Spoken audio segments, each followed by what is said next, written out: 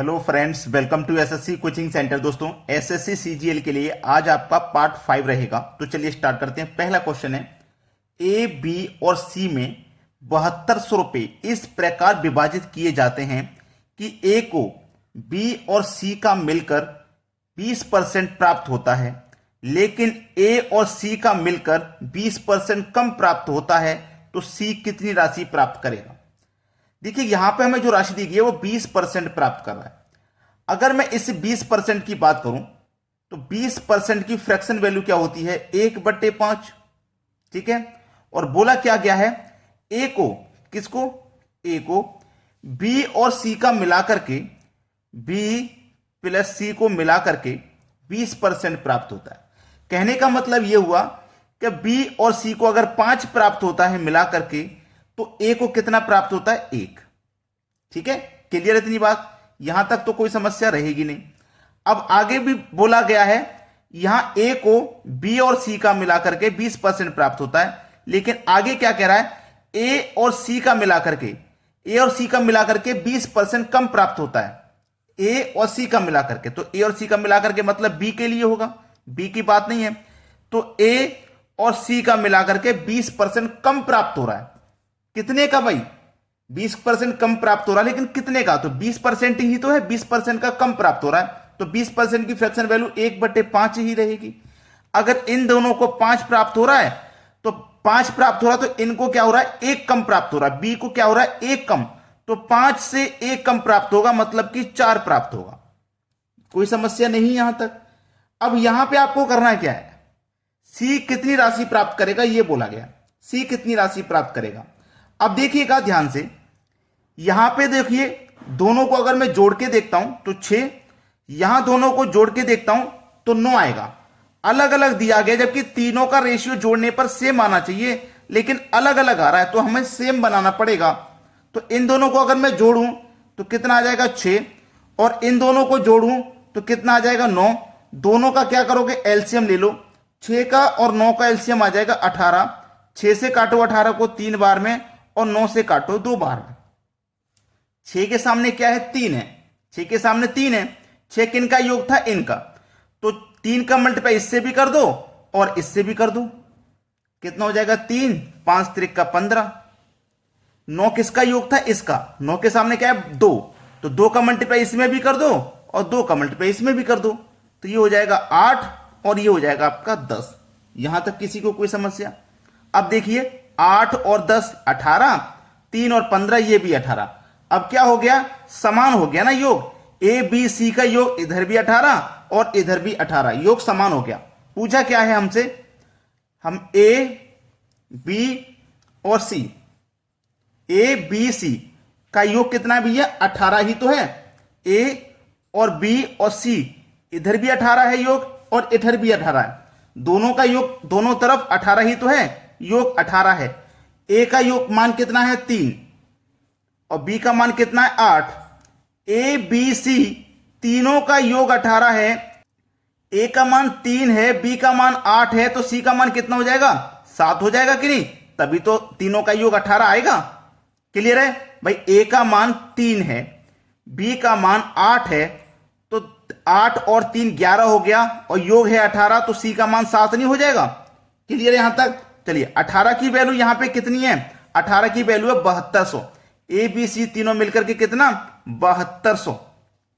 7200। तो सी को कितनी राशि प्राप्त होगी? 18 की वैल्यू 7200, तो 1 की वैल्यू कितनी? 18 चौक 72, यानी कि 400। 1 की वैल्यू 400। पूछा क्या आपसे? सी का मान? सी का मान 7 है। 1 की वैल्यू 400, तो 7 की वैल्यू कितनी? 2800। यह आपके प्रश्न का बिल्कुल सही जवाब हो जाएगा, सी ऑप्शन। कोई दिक्कत नहीं रहेगी। आप प्रैक्टिस जरूर करना इन प्रश्नों की। ये वही प्रश्न हैं जो परीक्षा में 100% आने की क्षमता रखते हैं, याद रखना। इसलिए प्रैक्टिस जरूर करना अपने हाथों से। मैंने बता दिया, आपकी समझ में आ गया। आपने बिना प्रैक्टिस करे कॉपी को बंद कर दिया, वीडियो को बंद कर दिया, तो आप बाद में भूल जाओगे। प्रैक्टिस जब तक अपने हाथों से नहीं करोगे तो भूल जाओगे। अपने हाथों से प्रैक्टिस करने का मतलब है कि हमें याद आ जाता है बाद में कि यह सवाल तो हमारा किया हुआ है। इसलिए प्रैक्टिस जरूर करें। चलिए, अब देखते हैं अगला सवाल। अगला प्रश्न है, कम से कम संख्या ज्ञात करें जो 4, 5, 6, 7 और 8 से विभाजित होने पर शेष 3, 4, 5, 6 और 7 छोड़ देता है। शेष कितना छोड़ देता है भाई? इतना शेष छोड़ देता है। देखिएगा, जब हम 4 से भाग करेंगे तो 3 शेष छोड़ेगा, 4 से भाग करेंगे तो 3 शेष छोड़ेगा, 5 से भाग करेंगे तो 4 शेष छोड़ेगा, और 6 से भाग करेंगे तो 5 छोड़ेगा, 7 से भाग करेंगे 6 और 8 से भाग करेंगे तो 7 छोड़ेगा। देखिएगा, दोनों का अंतर 1 है, यहां भी अंतर 1, यहां भी अंतर 1, यहां भी अंतर 1 और यहां भी अंतर 1 है। अंतर सभी में हमेशा 1 ही मिलेगा जब ऐसा क्वेश्चन आएगा तो। ठीक है, चलिए 4, 5, 6, 7 और 8 से विभाजित होने वाली, तो पहले हम क्या करेंगे, इनका एलसीएम ले लेते हैं। ठीक है, एलसीएम 4, 5, 6, 7 और 8 का एलसीएम लेंगे तो इनका जो एलसीएम है वो निकल के आएगा आपका 840। सभी संख्याओं का एलसीएम 840 आ गया ना। अब क्या है, तरीका क्या है, संख्या बराबर एलसीएम माइनस डिफरेंस। ठीक है, संख्या पता करने के लिए संख्या एलसीएम में से माइनस कर देंगे डिफरेंस। एलसीएम है 840, माइनस कर दो डिफरेंस। डिफरेंस क्या है, सभी में 1 1 का डिफरेंस है, 1 1 का ही तो डिफरेंस है सभी में, तो 1 को माइनस कर दो। 840 में से 1 माइनस कर देंगे तो 839 आ जाएगा। ये आपके प्रश्न का बिल्कुल सही जवाब है, 839। ये वही प्रश्न है जो 100% आने की क्षमता रखते हैं एसएससी के एग्जाम में। फिर बता रहा हूं मैं। चलिए अब देखेंगे अगला प्रश्न। अगला प्रश्न है, 39 छात्रों की कक्षा में 26 लड़कियां हैं।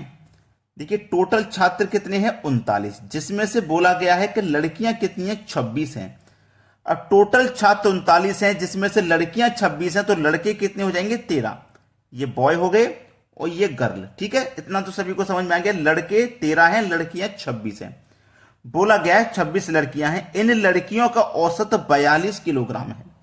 कितनी लड़कियां हैं, 26, लड़कियों का औसत कितना है, 42। याद रखना ये संख्या है। ठीक है, संख्या कितनी है लड़कियों की, 26, और ये क्या है, औसत। ठीक है, संख्या का मल्टीप्लाई औसत में करने पे योग मालूम होता है, याद रखना। संख्या का मल्टीप्लाई औसत में करेंगे तो योग पता लग जाएगा।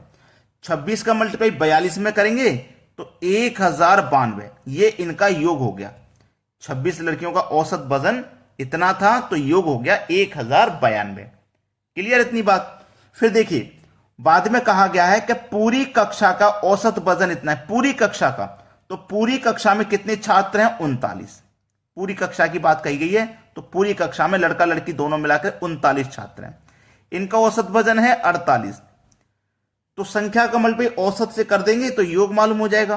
तो 39 का मल्टीप्लाई 48 से करेंगे तो 1872 हो जाएगा। बोला क्या गया है, लड़कों का औसत वजन क्या है। देखिएगा टोटल है 39 छात्र, जिसमें से लड़कियां हैं 26। हम टोटल 39 में से लड़कियों का भार माइनस कर देंगे, टोटल में से लड़कियों का माइनस कर देंगे तो बचेगा किसका, लड़कों का ही तो बचेगा भाई। 39 में से 26 लड़कियां इनका माइनस कर देंगे तो जो 13 लड़के हैं उन्हीं का तो बचेगा। तो 39 में से 26 माइनस कर दो, 13 लड़के बचे। 39 में से 26 का योग माइनस कर दो, कितना आ जाएगा, 780 आ जाएगा। तो जो 13 लड़के हैं उनका योग 780 है। लेकिन पूछा क्या है, औसत। औसत कैसे पता लगता है कि योग में संख्या से डिवाइड करेंगे तो औसत पता लगेगा। 13 6 78 और 1 0 60, यानी कि संख्या का मल्टीप्लाई औसत में करने पे योग मालूम होता है, और इस योग में अगर इस संख्या से आप डिवाइड करोगे तो औसत पता लगेगा। तो औसत मेरा कितना आ गया, 60। सी ऑप्शन बिल्कुल सही जवाब है। अब देखते हैं अगला प्रश्न। अगला प्रश्न है, दिनेश ने 2 रेडियो को 1920 रुपए में खरीदा। पहले को उसने 20% लाभ पर और दूसरे को 6.2/3% हानि पर बेचा। यदि दोनों का विक्रय मूल्य समान है तो दोनों का क्रय मूल्य ज्ञात करें। बहुत अच्छा सवाल भाई, बहुत बेहतरीन सवाल। 20% लाभ पर बेचा है पहले को, 20% लाभ पे, तो 20% की फ्रैक्शन वैल्यू आप सभी जानते हैं 1/5 है। ये कॉस्ट प्राइस और ये सेलिंग प्राइस। ठीक है, ये लिख लिया। चलिए 1/5 है, 1/5 का मतलब क्या है कि उस रेडियो का मूल्य अगर 5 है और प्रॉफिट पे बेचा है तो 5 पे 1 का प्रॉफिट, मतलब बेचेंगे कितने में, 6 में। इसका मतलब ये फिर बाद में कितने की हानि है, 6.2/3% की हानि। इसकी फ्रैक्शन वैल्यू कितनी होती है, 1/15 सोल्व करने के बाद। ठीक है, 1/15। तो इसका मतलब क्या हुआ, 1/15 का क्या कॉस्ट प्राइस उसका 15 था, कॉस्ट प्राइस उसका अगर 15 था तो हानि पर बेच रहा है ना, तो 15 पे 1 की हानि, तो 15 की चीज को हम 14 में बेचेंगे तभी तो 1 की हानि होगी। क्लियर है, यहां तक सभी को प्रश्न क्लियर होगा, कोई दिक्कत नहीं होगी यहां पे। अब देखिएगा, याद रखना कि 5 रुपए की चीज को हम 6 में बेच रहे हैं, 1 का फायदा, 15 रुपए की चीज को 14 में बेच रहे हैं, 1 का नुकसान। यहां तक किसी को कोई दिक्कत बिल्कुल भी नहीं होगी। अब देखिए दिक्कत है कहां, यहां पे सेलिंग प्राइस आपका 6 है, यहां सेलिंग प्राइस आपका 14 है, यहां दिक्कत है। क्यों दिक्कत है, सेलिंग प्राइस समान होना चाहिए, क्योंकि यहां पे जो बोला गया है वो बोला गया है कि दोनों का विक्रय मूल्य समान है। तो विक्रय मूल्य यहां पे तो समान नहीं है, तो विक्रय मूल्य को हमें समान बनाना होगा।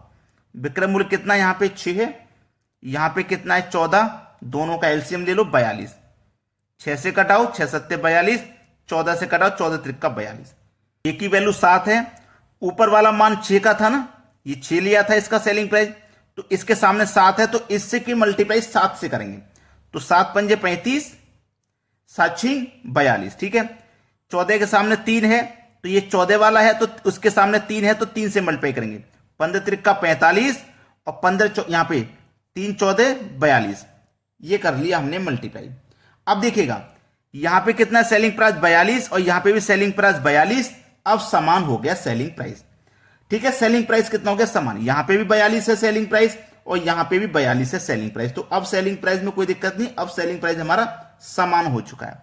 चलिएगा, यहां पे कॉस्ट प्राइस कितना आ गया 35 और यहां कॉस्ट प्राइस कितना 45, इन दोनों कॉस्ट प्राइसों को हम जोड़ेंगे तो कितना हो जाएगा 80, है ना भाई। 2 रेडियो का कॉस्ट प्राइस हमने कितना था 1920, यानी कि 2 रेडियो को हमने 1920 में खरीदा था, तो दोनों का मैं कॉस्ट प्राइस पहले ले लिया, 80 में खरीद रहा हूं और रियल में कितने में खरीद रहा हूं 1920 में।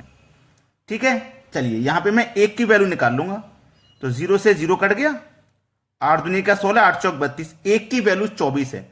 जब 1 की वैल्यू 24 है तो एक रेडियो को मैंने बेचा 35 में, एक को बेचा 45 में, दोनों की अलग अलग कीमत निकालनी है। तो एक को बेचा मैंने 35 में, एक का कॉस्ट प्राइस मेरा 35 था, एक का 45 था। भाई दोनों का अलग अलग कॉस्ट प्राइस था ना, दोनों का अलग अलग बताना है। एक की वैल्यू 24, इसमें भी 24 का मल्टीप्लाई करो, इसका भी 24 में मल्टीप्लाई करो, दोनों की वैल्यू निकल के आ जाएगी। चलिए 35 का मल्टीप्लाई 24 में करो, 35 का मल्टीप्लाई 24 में करेंगे, ये 840 हो जाएगा। देखिए ऑप्शन में किस में 840 है, इसमें 840 है केवल, और किसी में नहीं है, तो यही सही हो जाएगा। अब दोनों का 1920 था, दोनों का कॉस्ट प्राइस 1920 है, एक का 840 है, तो एक का निकाल दो दूसरे का मालूम हो जाएगा। 0 12 में से 8 जाएगा, 4 जाएगा तो 8, और यहां पे 18 में से 8 जाएगा 10, 1080 हो गया दूसरे का, 1080 है, तो एक का हो गया इतना कॉस्ट प्राइस और एक का हो गया, दोनों को हमने निकाल के आपको बता दिया। तो उम्मीद करूंगा किसी को कोई दिक्कत नहीं होगी। प्रश्न को आराम से सीखिए, क्योंकि अभी सीखने की जरूरत है। अगर आप अभी नहीं सीखोगे, अभी टाइम नहीं दोगे, तो एग्जाम टाइम पे तो आप फिर कैसे कर पाओगे इन प्रश्नों को। और ये वही प्रश्न है जो 100% क्षमता रखते हैं एग्जाम में आने की। भाई ये करना जरूरी है आपके लिए। चलिए अब देखते हैं अगला सवाल।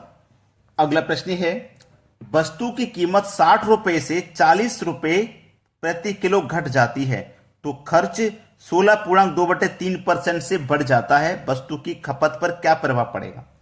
देखो ये हो गया प्राइस, ठीक है, और ये हो गया कंजम्पशन, और ये क्या हो गया एक्सपेंस। ठीक है, एक्सपेंस यहां पे मैं लिख देता हूं, प्राइस का मल्टीप्लाई हो जाए कंजम्पशन से, और ये बराबर होता है एक्सपेंस के। चलिएगा अब मैं यहां पे से कटा के अगर छोटा कर देता हूं, जैसे 20 से कट जाएगा 3 बार में, 20 से कट जाएगा 2 बार में, तो इसको मैं 3 और 2 लिख सकता हूं, क्योंकि पहले 3 रुपए वैल्यू थी, बाद में घट गई तो 2 रुपए रह गई। ठीक है, चलिए इसके बाद में हम देखिए यहां पे क्या बोलता है हमसे कि 16.2/3% से बढ़ जाती है। 16.2/3% की जो फ्रैक्शन वैल्यू होती है वो होती है 1/6, यानी कि पहले 6 थी तो बाद में 6 में 1 जोड़ देंगे, क्योंकि बढ़ रही है ना, बढ़ रही है तो जोड़ देंगे, 6 में 1 जोड़ देंगे तो 7 हो जाएगी। चलिए अब मैं यहां पे प्राइस का मल्टीप्लाई किससे करूं कि 6 हो जाए। प्राइस 3 है, मल्टीप्लाई अगर मैं 2 से करूंगा तो 6 हो जाएगा। 2 का मल्टीप्लाई कितने से करूंगा 7 हो जाए, 3.5 से करूंगा 7 के लिए। ठीक है, पहले कंजम्पशन 2 था, बाद में हो गया 3.5, तो बढ़ कितना गया, 1.5 बढ़ गया। 1.5 ही तो बढ़ रहा है, 1.5 बढ़ गया भाई। अब ये जो 1.5 बढ़ा है कितने पे बढ़ा है, इस 2 पे बढ़ा है। और प्रतिशत के लिए आप क्या करोगे, 100 से मल्टीप्लाई कर दोगे। ठीक है, चलिए 2 से कटा दूंगा 100 को तो 50 बार में, 50 का पे 1.5 से करूंगा तो 75 हो जाएगा। यानी कि 75% खपत पे कितना प्रभाव पड़ेगा, 75%। बी ऑप्शन हो जाएगा प्रश्न का बिल्कुल सही जवाब। अब देखते हैं अगला प्रश्न। अगला प्रश्न है, एक व्यक्ति कुल वस्तुएं 3 रुपए में 5 की दर से खरीदता है। ठीक है, देखिए कॉस्ट प्राइस 3 रुपए में 5 की दर से खरीदता है, यानी कि एक कितने में खरीदेगा, 3/5 में। दूसरी कॉस्ट प्राइस, ठीक है, दूसरी कॉस्ट प्राइस उतनी ही वस्तुएं 2 रुपए में 3 की दर से खरीदता है, 2 रुपए में 3 की दर से, यानी कि 2/3, एक कितने में खरीदेगा, 2/3 में। फिर सभी वस्तुओं को 4 रुपए में 5 की दर से बेचता है, बेच रहा है, यानी कि सेलिंग प्राइस है भाई ये। तो 4/5 हो जाएगा एक का प्राइस, यानी कि 4 रुपए में 5 की दर से बेच रहा है, तो एक को कितने बेचेगा, 4/5 में। क्लियर है इतना। अब चलिएगा नीचे देखो, यहां 5 है, यहां 3, यहां 5, एलसीएम ले लेंगे। 5 3 15 एलसीएम आ जाएगा 15 भाई, 5 3 5 का एलसीएम 15 आ जाएगा। कितना आ जाएगा एलसीएम, 15। ठीक है, 15 एलसीएम आ गया। 5 से कटाएंगे, 5 त्रिक का 15, 3 बार में गया ना, 3 त्रिक का 9, 3 पंजे 15, 5 दुने का 10। यहां पे नहीं करना, यहां पे नहीं करना, यहां पे इसका मल्टीप्लाई 15 का नहीं करना, एलसीएम का। क्यों नहीं करना वो मैं आपको बता रहा हूं। देखिएगा यहां कॉस्ट प्राइस कितना था, 15, यहां भी कॉस्ट प्राइस कितना आया था, 15। तो यहां पे देखिए कॉस्ट प्राइस यहां पे भी 15 है, कॉस्ट प्राइस यहां पे भी 15 है, तो ये हमारा सेलिंग प्राइस है ना एक का, तो कॉस्ट प्राइस हमारा कितना आ गया, 30 आ गया। 15 और 15 कॉस्ट प्राइस 30। अब काटेंगे, 5 से कटाएंगे 6 बार में, 4 6 24। अब देखिएगा ये कॉस्ट प्राइस कितना है, 9 और 10 मिलाकर के 19 कॉस्ट प्राइस है। 19 रुपए की वस्तु को हम 24 रुपए में बेच रहे हैं, तो फायदा हो रहा है 5 रुपए का। फायदा हो चाहे नुकसान, हमेशा कॉस्ट प्राइस पे निकलता है। कॉस्ट प्राइस 19 है, प्रतिशत के लिए आप क्या करोगे, 100 से मल्टीप्लाई। 5 कमल पे 100 से कर दो तो ये 500 हो जाएगा, बटे में 19 कटा दीजिए भाई। 19 से कटाएंगे, 19 दुने का 38 कट जाएगा, 12 बचेगा 120। ठीक है, 19 छिक्के 114 कट जाएगा। अब 6 बचेगा, जाएगा नहीं, 60 हो जाएगा। 19 त्रिक का 57, 26.3 किस में, देखो 26.3 पहला ऑप्शन सही जवाब है। देखो 19 रुपए की चीज को हम 24 में बेच रहे हैं, तो 5 का प्रॉफिट है। जब प्रॉफिट है तो लॉस नहीं होगा, ये 2 ऑप्शन तो वैसे ही गलत हो जाएंगे। ठीक है, प्रॉफिट हो रहा है तो प्रॉफिट ही निकलेगा। पहला ऑप्शन यहां पे सही हो गया। आपने अगर अभी तक लाइक नहीं किया वीडियो को तो भाई लाइक कर दें, और यदि शेयर नहीं किया तो शेयर कर दें। ठीक है दोस्तों, धन्यवाद।